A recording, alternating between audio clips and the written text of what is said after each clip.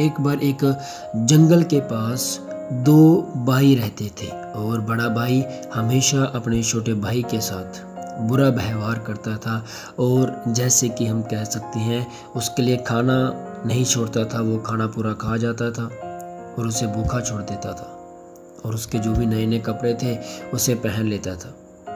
और इन चीज़ों के द्वारा जो छोटा भाई था वो बहुत ही ज़्यादा अपने बड़े भाई से नाराज़ था, दुखी था। एक दिन क्या हुआ कि बड़े भाई ने सोचा कि मैं जंगल में जाकर कुछ ऐसी लकड़ियों को इकट्ठा करूँगा जिन्हें मैं बाज़ार में बेचकर पैसे कमाऊँगा। और जैसे वो लकड़ियाँ काट रहा था, बहुत सारी पेड़ों की शाखाओं को काट रहा था, तो काटते काटते वो एक ऐसे पेड़ से मिला, वो जो पेड़ जादुई था। उस जादुई पेड़ ने उस बड़े भाई से कहा कि हे श्रीमान, कृपया करके मेरी शाखाओं को मत काटो, यदि तुम मुझे छोड़ दोगे तो मैं तुम्हें सोने के सेब दूंगा। और वो बड़ा भाई उस पेड़ के साथ, उस वृक्ष के साथ सहमत हो गया। लेकिन जब पेड़ ने उसे अच्छे सोने के फल नहीं दिए तो वो नाराज हो गया, क्योंकि बड़े भाई को बहुत ज़्यादा जो सोने के फल थे, सोने के सेब थे, उसे चाहिए थे, परंतु पेड़ ने उसे कम दिए। और उसने अगले दिन आकर उसने पेड़ को धमकी दी कि यदि तू मुझे बहुत सारे सेब नहीं देगा तो मैं तेरी जड़ को काट दूंगा।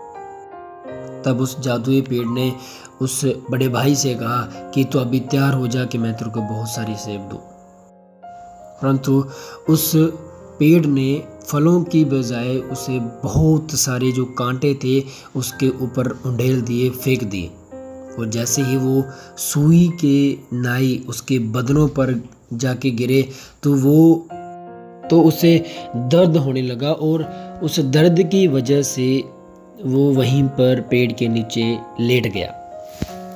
और जब शाम हुई तो उसके छोटे भाई ने देखा कि उसका जो बड़ा भाई है घर नहीं लौटा, तो वो उसे ढूंढता हुआ जंगलों में चला गया। और जब वो जंगल में जा रहा था तो उसने क्या देखा कि पेड़ के नीचे उसका जो बड़ा भाई है वो तड़फ रहा है, दर्द के मारे दंग हो रहा है। तब उसने तुरंत जाकर उसके जो शरीर के ऊपर लगी हुई जो सुइयां थी उसे निकाला, उन कांटों को निकाला। और जब वो कांटों को निकाल रहा था तो उसके चेहरे के ऊपर बड़े भाई ने एक प्यार को देखा, एक अनुग्रह को देखा और एक कृपा को देखा। तब उसके बड़े भाई ने उससे तुरंत माफ़ी मांगी और कहा कि मैंने तेरे साथ अभी तक बहुत सारे जुल्म किए हैं और तुझे बहुत ज़्यादा तंग किया है, तो मुझे माफ़ कर। तब उसके छोटे भाई ने उसे माफ़ किया।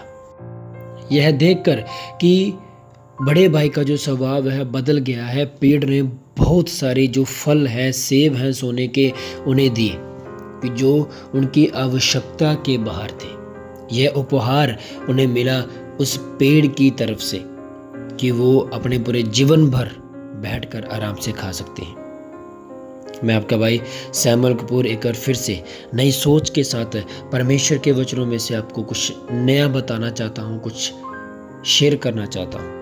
हम पढ़ते हैं इफिसियों की पुस्तक में 4 अध्याय उसका 32 वचन, जैसे लिखा है, और एक दूसरे पर कृपा और करुणामय हो, और जैसे परमेश्वर ने मसीह में तुम्हारे अपराध क्षमा किए वैसे ही तुम भी एक दूसरे के अपराध क्षमा करो।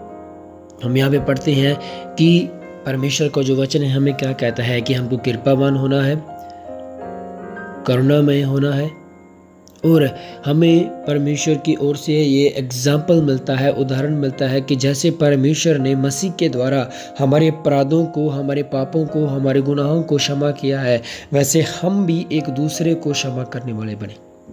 हमने एक कहानी में सुना कि उस छोटे भाई ने, जब कि उसका जो बड़ा भाई है उसे बहुत ज़्यादा परेशान कर रहा था, फिर भी उसने उसे प्यार करना नहीं छोड़ा, उसके ऊपर कृपा दिखाई, जब समय आया उसके ऊपर अनुग्रह दिखाया।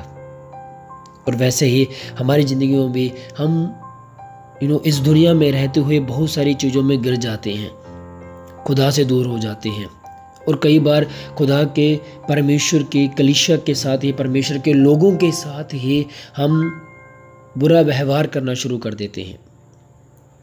परंतु परमेश्वर हमें इन बातों को नहीं सिखाते। हमें चाहिए कि हमें एक दूसरे के साथ प्रेम और प्यार से रहना है और एक दूसरे के ऊपर कृपा और करुणामय होना है, जैसे परमेश्वर हम पर मसीह के द्वारा हुआ। इस वचन के अनुसार परमेश्वर आप सभी को आशीष दे।